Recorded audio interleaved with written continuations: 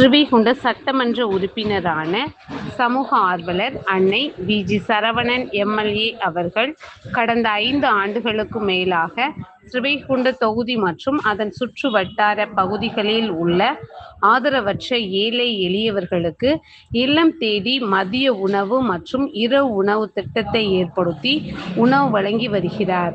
இந்நிலையில் தமிழக வெற்றி கழகத்தின் ஐம்பெரும் கொள்கை தலைவர்களுள் ஒருவரான சமூக ஆர்வலர் அஞ்சலையம்மாளை கொள்கை தலைவராக அறிவித்ததன் ஈர்ப்பால் தமிழக முதல்வர் திரு சி. ஜோசப் விஜய் அவர்களின் ஆசியுடன் கழக பொதுச் செயலாளர் புஷியன் ஆனந்த் அவர்களின் வழிகாட்டுதலின்படியும் 19/5/2026 அன்று 1405வது நாளாக ஏரல், உண்டியலூர், ஸ்ரீவைகுண்டம், கோட்டைக்காடு, சிறுதொண்டநல்லூர் மற்றும் கீழமங்கலக்குறிச்சி அதன் சுற்று வட்டார பகுதிகளில் உள்ள 163 ஆதரவற்ற ஏழை எளியவர்களுக்கு ஸ்ரீவைகுண்ட சட்டமன்ற உறுப்பினரான சமூக ஆர்வலர் அன்னை வி.ஜி. சரவணன் எம்.எல்.ஏ. அவர்கள் சார்பில் மதிய உணவாக முட்டையுடன் கூடிய சாம்பார் சாப்பாடு வழங்கப்பட்டது.